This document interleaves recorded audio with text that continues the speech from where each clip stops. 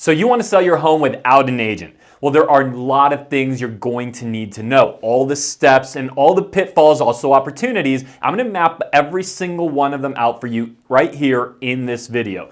In San Diego in particular, there's things that are specific to this market that you're going to need to put in place and implement. And my intention in this video is that you have the full blueprint A to Z so that you can go out and effectively sell your home for the most money possible in the time frame you decide. So if that's what you're looking for, well, let's go ahead and get after it right now.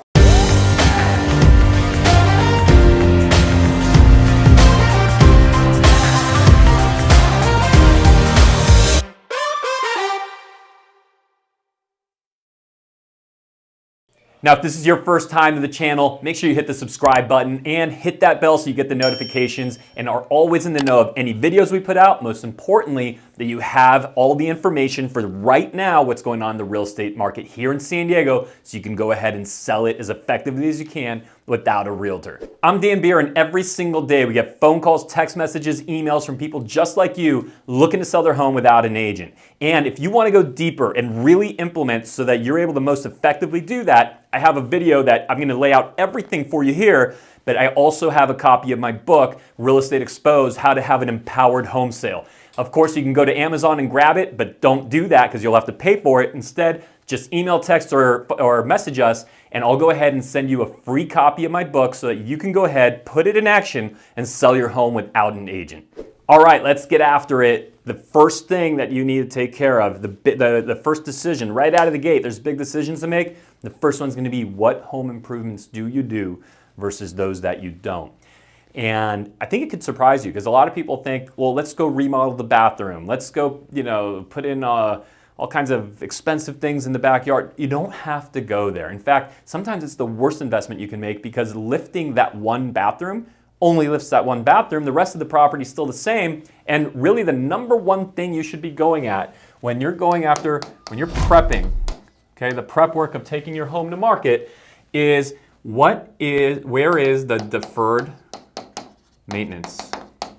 Deferred maintenance is one of the biggest deal killers for you, or at least maybe not the deal killer, but the value killer. Because if you have things like really dirty floorboards or soiled carpet, the lamp or light fixture that's off its axis, or the torn window screen, these sorts of things, maybe the mulch outside that's gone, and so the backyard flower beds are down to the dirt, and those are the signals that a buyer will use to say to themselves, if that hasn't been taken care of, I wonder what's behind the curtain, what's behind the walls, what are they hiding, what's there, what do I not see? And all these alarms start going off. And most importantly, the buyer comes out of their warm, kind of, that creative side that's imagining themselves in this home, and now they're doing detective work, and that's never where the best sale is going to be made. So you as a seller, if you're prepping your home for sale, you have to just get out of the mindset of how you own the home and you're so familiar with it. Sometimes when we're really familiar with something, we don't see what's right in front of us. But if we went to someone else's home, we'd see really quickly, oh, look at those floorboards, look at that window screen.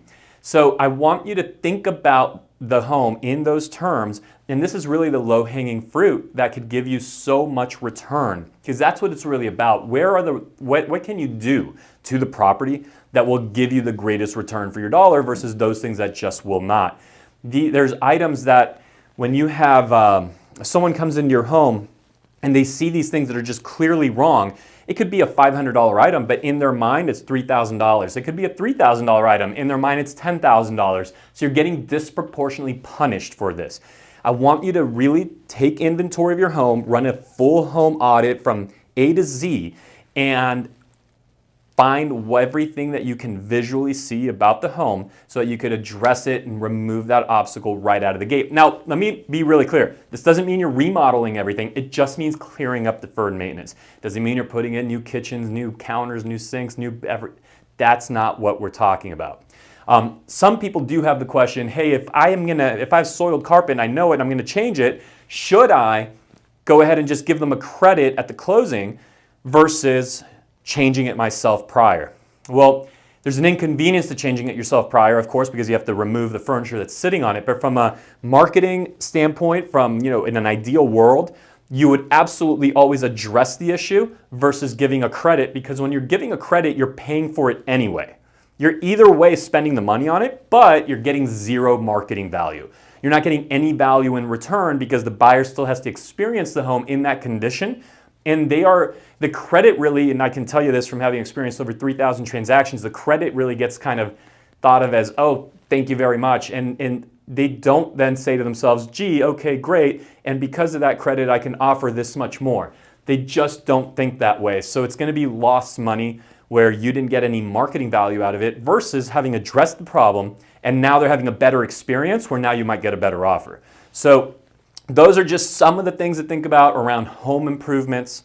You want to find those easy wins that are going to give you a big return. And look, I'll just leave you with this. Caution with the $10,000 bathroom remodel, because when you remodel that one bathroom, well, the rest of the property is still the same. You have done nothing to address the entire home. You've just fixed that one bathroom. And so if you're wanting to give your property that kind of lift, this is the final tip I'll give you on the prep side. And you might be surprised by what it is. And it's staging. And so we're going to get into everything today here, by the way. I'm going to give you everything you need to do to market the home, to prep the home, to present the home, to display the home, to negotiate the home, to close everything. You might think I would bring this out later. When you're choosing to stage the property, what you're choosing to actually do is perform a home improvement that you might just think of differently because it's not a permanent part of the house. It's just there temporarily.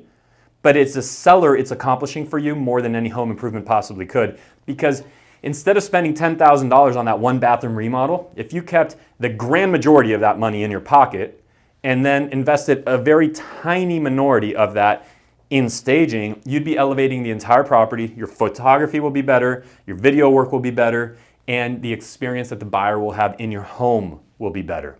So for that reason, staging is really part of the home improvement process, and it will give you the greatest return for your dollar. All right, let's shift gears to the pricing and sales strategy. So right here, pricing, the pricing and sales strategy. Here's the key thing that most people completely miss. If you were just to take a step back and just observe all the home sales that you've been a part of, witnessed, family has been a part of, anything, different parts of the country, all pretty much the same, all pinning buyer versus seller. Because a traditional home selling process is going to be put a sign in the yard, get the property online, take some photos, right? Put the property online and just start showing it to people one person at a time. First of all, it is tremendously inconvenient for you to do that. So you're selling your home without an agent. You don't want to be showing the home one person at a time forever. It's just massively disruptive to your life. And it's also not the best way to negotiate the property. So from a sales strategy perspective, the most important thing you can do is to have what I'm going to call an empowered home sale. Now that's the core topic behind the book that I wrote, Real Estate Exposed, which again, don't go buy it on Amazon. Just send us an email, text message, phone call, whatever you need, and we'll send you a copy for free. But the key is, can you create an environment where instead it's buyer versus buyer? What you don't want is buyer versus seller. So I'll make both points here just so you have the notes. Buyer versus seller, that's what the market typically experiences. And I'm talking by typically 98%, 99% of home sales are that way. And I'll talk through right now what that really means, what it looks like, so you recognize it. But what you want to create, and I'll give you a system for it, is buyer versus buyer. So just to illustrate, what do I mean by buyer versus seller? Think about any home sale that you've experienced in the past. Buyers see whatever advertisements put out there, they see the online listing, whatever it might be, they call in and they say, hey, I'd like to take a look at that home Tuesday at 3 o'clock. Well, Tuesday at 3 o'clock, you're now scurrying out of your home so that this person could be escorted in on their own in the absence of any competition to then somehow give you the most the market will bear, which is what every seller is looking for, the most the market will bear in the shortest amount of time. But let me just pose this question. How are we to expect the most the market will bear if you haven't presented the home to the market? You're only presenting it to one individual at a time in different time slots in the absence of competition. There's nothing else in the world sold this way, right? Fine art is sold at auction. Rare vehicles are sold at auction. If you go to, go to Nordstrom and see all the $200-300 people in there that are buying like $300 pairs of jeans, they wouldn't be doing so if they were the only ones in the store. Nordstrom has to demonstrate, hey, there's a whole world of people that want these, so they must be valuable. You should want them too. Remember, people want what others want. People want what they think they might not be able to have, particularly if it's a rare asset, which your home is a rare asset. There's no other home in the world on that piece of property in that exact location, exactly like your property. Not even the same floor plan a few doors over. That's a little bit different. They've finished it a little bit different. They've taken care of it a little bit different. And the lot, it might be slightly different. So if you are selling something of value, you do not sell it in secrecy. You instead corral all the buyers together to make them fight each other so that you as the seller, your actual goal as a seller is to become completely irrelevant to the sale. That's actually what you're looking for. You want to not be relevant to the seller or to the sale so that the buyers instead are bidding against one another, sorting out who's going to pay the most, give you the best and most favorable terms. And the beauty of it is that when that's the process, then think about the repair process, the inspection process, all the steps that are still coming down the line. They're going to behave a lot better. They're not going to think that they're the bully when it comes to inspection and all those things, which we'll talk about and further on in this video. But that's how important it is to do that. So how do you create that? How do you create buyer versus buyer? Well, the key thing is this. I want to encourage you to select a day and time in the future, and I'll take you through all of the marketing process, everything you need to do to make sure you get the traffic. But your traffic as it comes through, don't just let them into the property. Instead, corral them into a day and time in the future. If you've seen all the big home builders do this, by the way. If you've ever gone to see a Toll Brothers, Lennar, KB Homes, Pardee, if you've ever seen any of their properties, you know that when they launch a community, they don't just automatically say, sure, come on by. In fact, the entire first wave of people, they corral all of them into a grand opening. So your home should be sold at, and I'll put this on the board for you so you remember this one, it should be sold at a grand opening event where the entire marketplace is present, where the entire market of buyers for a home like yours is there to compete against each other instead of with you. So where do you get all of these buyers? How do you push them to the home? Well, the first thing is you need to be making a phone call to the first, you need to be making a phone call to the top 50 realtors in the neighbor that have sold homes in the neighborhood. Not to represent you, you're representing yourself. You're selling without an agent, but you're going to want most buyers, the grand majority of buyers are going to be working with an agent. So you need to get all of these realtors to communicate to their client that there's a home that's coming. When you get a positive result and they say, hey, well, I have somebody that's on their way now, or that we're showing property to now, your home sounds like a really good fit. Can we come tomorrow at 3? You're going to say, and write this down. You're going to say, well, we'd love to be able to show your client the home. We, however, are still getting ready to come to market, and the first opportunity to see it will be Sunday, and we can set an appointment for right about 2 o'clock. The reason I want you to do 2 o'clock is because if they can't, you're going to do 1. If they can't, you're going to do 3. If they can't, you're going to do 4. You're going to put them all in this window of 1 to 4. And yes, there are questions that'll come up, and go ahead and shoot them over. I'll make sure I answer them for you, such as, well, what if they can't do any of those times? Believe me, for the scope of this video, just do it between those hours, because by corralling those and being willing to lose the couple that can't make that time, you're creating so much anxiety and pent up. You're just creating a lot of energy for all those people that are going to be there, because you're going to say the same thing to everybody. So you might have 5 people at 2, 10 people at 2:30, 3 people at 1:30. You're going to try to get them all in the home, and when they show up, they say, oh gosh, okay, who's that? Who's this? Who's this?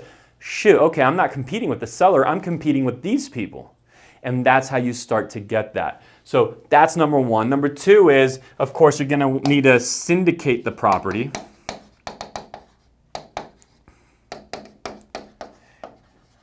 And what that means is, think of Zillow and Trulia And basically there's thousands of sites. You're gonna need to get your property listing onto all of the websites, every single possible real estate website. And you don't have to do it, here's the good news, you don't have to do it one at a time. There's tools through which you can just load it up once and it'll syndicate out. So that is a big deal because then you're gonna get more inquiries. Of course, there's the sign that's outside in front of your home. The sign is gonna be, and I'll get all these down here for you. And of course, you could hit the rewind button also, but the sign at home and the sign, which is going to generate traffic for you. And look, everyone likes, it's kind of interesting. Here's the good news. When you're a FSBO, and that's what we call it, for sale by owner, right, not represented by an agent, people find that interesting. They're like, oh wow, like there's a home that I might not have seen somewhere online because they might assume that you haven't put it everywhere. So that'll get attention. If you do put that sign out in front of your home, you're going to want it to be with a QR code. QR code, right? Those things that we see now at the restaurants ever since COVID, where flash your phone at it brings up the menu. Well, you could flash your phone at the sign with a QR code and it could bring up a website, a dedicated website to the property. So that's a really important component. So I'm going to say website for property. So this is a dedicated website that is just for your home, where they'd be able to then land, see some more photos, maybe see the 3D walkthrough,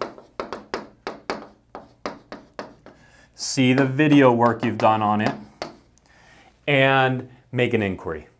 And now you're going to collect all the inquiries, move them to that grand opening date. Don't be afraid to do it. Just trust me, move them to that grand opening date, and they're going to be there to compete with each other. The result you'll get is so much more than if you start getting worried and scared about the one or two people that might not be able to make that time, who, by the way, we can still capture because we're still going to get, you should still be able to go get their contact information. Just get it down, and then you're able to follow up with them and give them an appointment outside of that. But make sure they truly can. I'm going to encourage you to say no like 4 times, that it has to be at that time, and really test them, because most people are going to try to tell you, oh, well, I can't make that, just trying to get around the rules.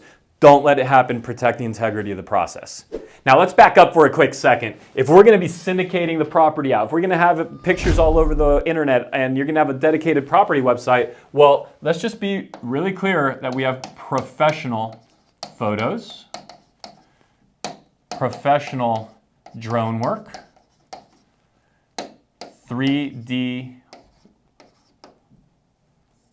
I'm just going to call it a 3D model. Ooh, what's wrong with this? There we go. Let's put 3DM. I'll quit while I'm ahead. 3DM, that's 3D model. A company that you would want to look at for 3D model is Matterport. Matterport, if we could flash that, whoever's editing this, just flash Matterport up here. They do a really great job. They will create, basically, if you've ever seen Google Street, where you can walk through streets and turn and see everything. It's an awesome experience. So go and contact Matterport for your 3D model. You're going to need all of this so that you have all of the collateral on that website to then be able to display the home in its best light and its best condition. And you basically have this website that turns into a salesperson for you for free, and they're working day, night, weekends, and everything else without you having to be there creating inquiries. So really, really important that you do that. Now let's go back to a few other places where you're going to want to post. You want to post on Nextdoor. That's a website. So letting all the neighbors, making sure all the neighbors know that the property is available. There's Facebook Marketplace. There's Facebook ads that you'll run. Now Facebook ads, because it's housing related, and it's probably beyond the scope of this video, but you'll want to learn how to run Facebook ads that you don't have to run at the entire county, because likely the entire county is not the buyer. So you want to think about where are the neighborhoods where people are most likely to move to wherever you live, whether they're downsizing, upsizing, whatever it is. Your situation is different from anyone else's, and target them with the ad. So you want to make sure that you get posted in all these places. But of course, there's a few other steps that really make it come to light. Number one is go door knock the neighbors. If you go door knock the neighbors, you let them know, hey neighbor, I am selling my home. I'm doing it without an agent. If you know anybody in the neighborhood that wants a great home with with the right price and all those things, doesn't mean you're giving it away. You just want them, let's back up. No one's buying a home. Let's just make something clear. No one's buying a home without perceiving value. So don't be afraid of letting them know at the right price, the right home. If you know anybody, if you want to choose your neighbor, then go ahead and let them know that my home is coming available. Here's my number, here's my email. Let's get it done. When they reach back out, or if they have someone right on the spot, what are you going to do? You're going to funnel them to the grand opening. Remember, always funnel everyone to the grand opening. So I'd encourage you to go knock on 40 neighbors' homes, let them know, drop a flyer for the home. You can maybe print the flyer by just utilizing that same website and delivering to them something really nice that just displays a few photos about the property and has them ready to come and want to see it. Now finally, let's go back to this grand opening idea. This big event on that Sunday would be between 1 and 4. Why are all your appointments between 1 and 4? Well, that's when traditional open house hours happen. So I want you to go out and get signs done. Go get signs done for the property, open house signs, and don't just do 3 or 4 or 5 or 6 signs like most people out there do. You'll actually blow away all the realtors out there, and you'll show them why you're doing it without them, because you're going to put out 60 signs. 60 signs is what I recommend, all pointing people to your home. There are sign setting companies, by the way, and if you need a referral to one, just go ahead and send us an email or a text or whatever it is. We'd be happy to refer you to the people that we use to set signs for us. And you can use them to set out your own open house signs for your property. They'll put them out, they'll pick them up. Trust me, it's really worth it. You don't want to be putting out 60 signs, total pain. And now you're getting all this traffic that's going to come to the home. It'll come from neighbors, it'll come from looky-loos, it'll come from people that are qualified, disqualified, people that are just driving around, and of course, might come from the eventual buyer. You might be thinking, well, Dan, hold on a second. Did you say neighbors and looky-loos and qualified and unqualified? That's not what I want. It is. And the reason why is, remember that all of your purposeful appointments, you've set them between those exact hours, those open house hours. And so what happens is your 2 o'clock appointment shows up, they walk through the door, there's not only all the people that are there on appointment who are the likely buyers, but you have all these other people, and the neighbor doesn't walk in with a sign on their forehead that says, hey, I'm a neighbor, right? The looky-loo doesn't come in and say, hey, here's my looky-loo t-shirt. Or no one walks in with a flag saying, hey, I'm not qualified for this property. The buyer walks in, the 2 o'clock appointment, who's going there on purpose, qualified, ready to buy, and they walk in and see everybody as competition. And so you get them to focus on each other instead of focusing on you. You want to go and create an environment where you and your price become completely irrelevant. What matters is the buyers fighting each other, bidding up the home, which brings us to something we need to hit on, pricing. So I'll just delete that to create space. There's going to be pricing the property. And that's a big one.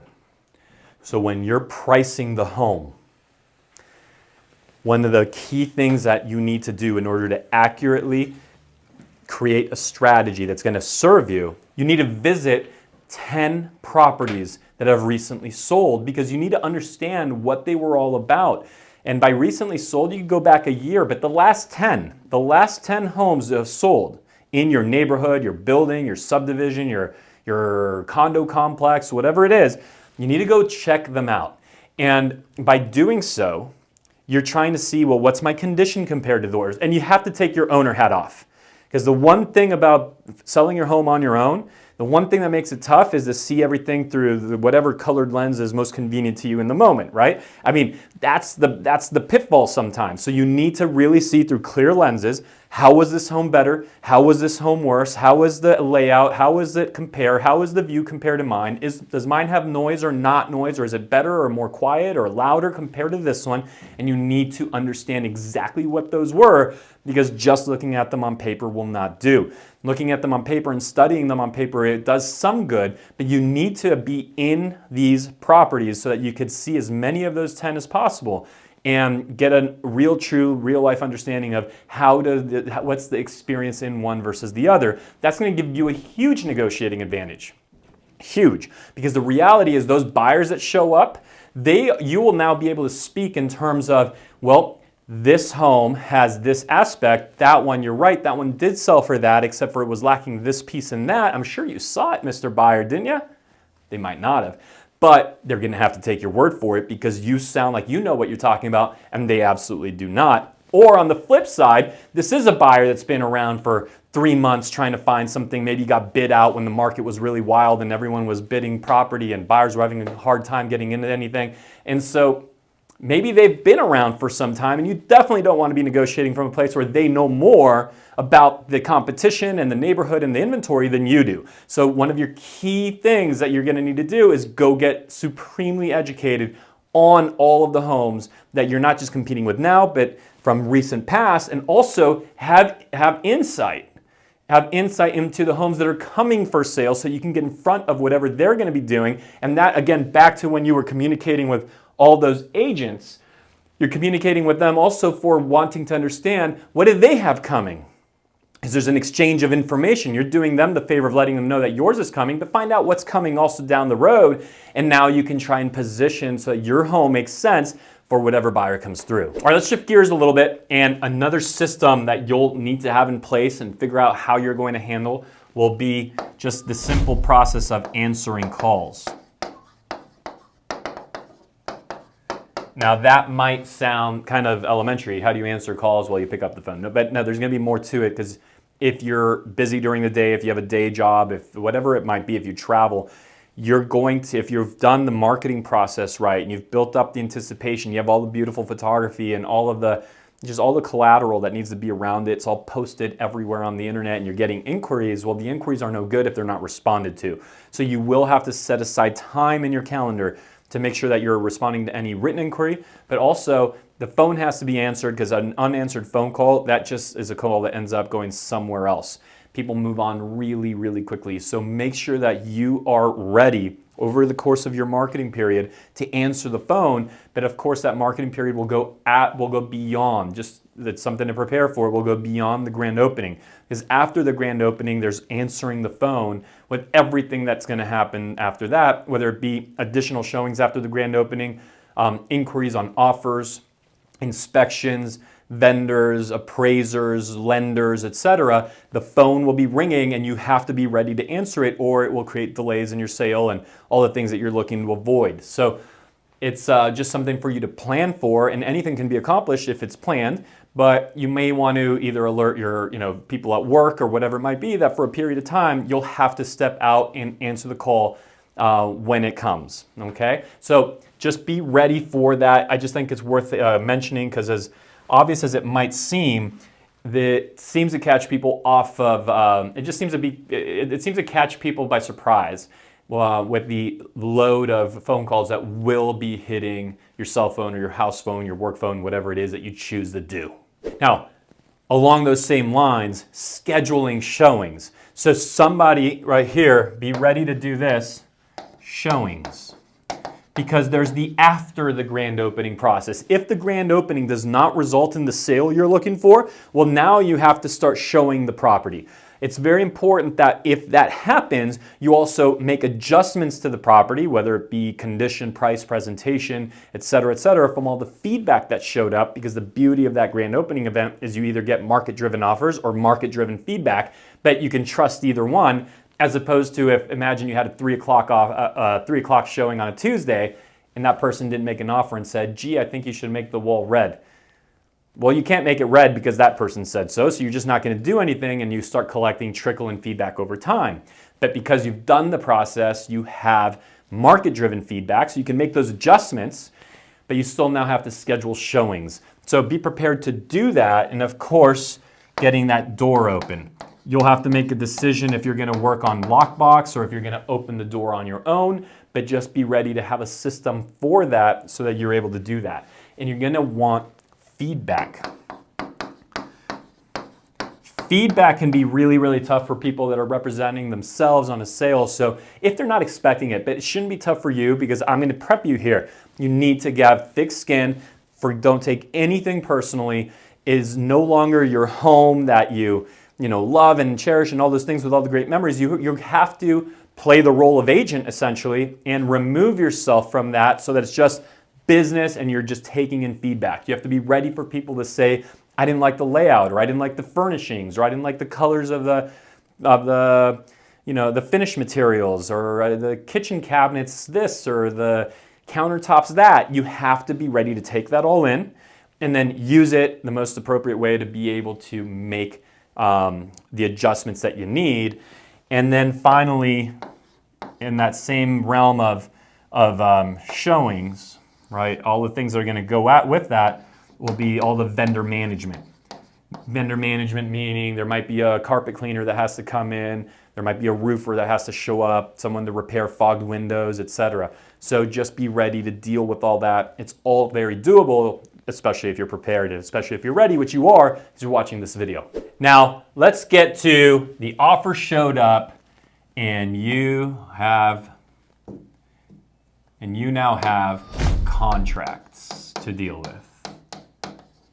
Okay, so this first decision is how are you going to execute the contract? What contracts will you use, etc. If you want any guidance around that, there's two ways you could go. One is you can reach out and we will gladly furnish you with the same contract that all realtors use so that you could go and take it and use it yourself. The other way you could go, of course, is there's the negotiations and the contract points where you will maybe want to hire an attorney at the very least. So these are just decisions you'll make. And the attorney, why? Well, because in writing the contract, there's not just the contract, which is many pages long, but all the disclosure work that's behind it, the inspections, all of everything. And the disclosures are quite thick. So you'll want to be fully disclosing everything about the property to your eventual buyer because those disclosures are the number one thing that keep you out of a courtroom. So you want to be really thorough with those and just make sure that they're reviewed by an attorney. At least that would be my suggestion, is have them reviewed. If you're representing yourself on the sale, make sure that an attorney gets a hold of those disclosures and just gives you their blessing on, hey, this looks really good, move forward.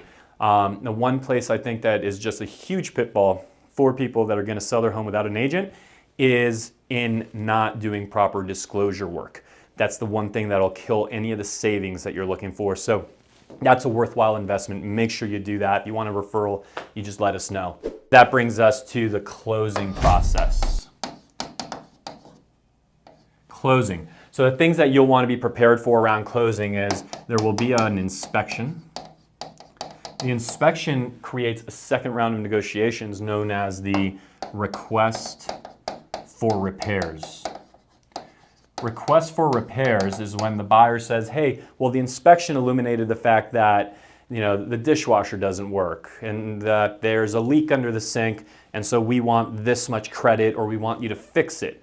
Now, my suggestion is you always want to try to work toward a credit versus you fixing it, because if you fix it, they can argue, did you fix it well? Did you fix it poorly? It's kind of subjective. Of course, if you do fix it, it's going to be advisable that you use licensed tradespeople so that you can furnish them with, hey, here's the invoice from so-and-so professional plumbing company. They said that they say that they fixed it. So it's not you saying you fixed it, it's they said they fixed it. But in any case, this will be a new round of negotiations, and you want to be able to sniff out what is normal, what is not. Is this a reasonable repair? Is it not? Here's what I would say, just for you to have guidance around that. When they send it on through, there's different versions of this. One is the ticky-tack list, right? There's 15 things that are just all sort of small. Stay focused on the big picture. If there's 15 little $100 items and you've gotten the financial deal you're looking for on a multi-$100,000, if not $1 million plus property, do not lose the deal over 15 little $100 items. It might be annoying, it might be irritating, it might not be what you wanted, but keep your eyes set on the big picture. It's interesting because commercial people are always kind of giggling at the residential people, because there's more emotion in residential. Deals will be lost over fractions in comparison to the grand scheme of things, what the property was worth, what it was selling for, what it would have represented to the seller to sell the property. So just be big picture minded on that, but also don't get taken advantage of. Meaning if they start to say, hey, well, give us a new, an example would be the air conditioning unit, it's at the nearer end of its life, we want a credit for a fully new air conditioning unit. Well, really, it's working perfectly right, even according to your own inspection. So what gives, right? Because remember, the repair negotiation should be, in a perfect world, over things that are just factually wrong, that they also could not see when they made their offer. So if they could see that the carpet was in bad shape when they made their offer, well, the offer already reflects the bad carpet. But what they couldn't see was that the oven didn't work. You hopefully disclosed it, because you should always be disclosing once you're under contract, but they couldn't see it when they made the deal. That would be a reasonable repair. Now, here's where I really want you to filter what you're going to say yes to and no to. A, even if they're asking you for something ridiculous, how's the big picture of my deal? How is the big picture? Do I still love the property, even if I have to deal with this ridiculous thing that they're asking me for? And B, if I say no, and I lose this buyer, will the next buyer ask me for the same thing, because this thing is actually factually broken? It really does not function. There really is a leak. And so will the next buyer ask me for the same thing? If the likely answer is yes, then it doesn't make sense to lose the deal. So those are the two ways that I would just encourage you to think about the repair for negotiations process. And then finally, you'll want to select a reputable title company, a reputable escrow company. Happy to refer you to both. And that is in a nutshell. Of course, there's also, the appraisal process, and that's part of the closing process. And the appraiser will come in. Here's the bad thing about appraisers. Some of them are fantastic, some of them aren't, just like everything else. So some of these appraisers will come in not knowing the area, and they're going to suddenly say exactly what the property's worth according to their little guidelines, and it can kill your deal. So knowing how to greet the appraiser, talk to the appraiser, you want to make sure that you become friends with the appraiser. Make the appraiser just know that how much competition was there, how many buyers were there. Make sure that the appraiser knows that, because you might have gotten a spectacular price, but the appraiser shouldn't try to take too much liberty with their own judgment. And part of what will make that work, especially if you could show them how you had multiple offers, is show them, hey, well, here's the offers the market brought. So clearly this wasn't the one crazy buyer. This really is the market. There's a lot more to dealing with the appraiser that we go deeper on. But probably in the scope of this video, I just want you to be prepared for that. Again, if you want a copy of my book, Real Estate Exposed, don't go to Amazon and buy it. Instead, just send us a text, phone call, email. Be happy to get you a free copy. It's about a 100-page book or so. It's really how to create an empowered home sale process. The bulk of it in that sales strategy part of this entire conversation, so that you as a home seller can have the most effective process possible when you're selling your home without an agent here in San Diego. You're successful with it, you're happy with your sale, and you get the best possible deal. If we can help you and assist you in just any of the referrals to any of the things you're going to need to execute that, we are happy to do so, period. It's our pleasure, because we just believe in abundance and we want to be able to see everyone in our community win at a high level. And remember, if you're making a move anywhere within San Diego County, whether you're buying or selling, and you want to know everything there is to know about living, eating, breathing, sleeping, everything San Diego real estate, well, this is the place for you, San Diego neighborhoods, and we'll see you on the next video.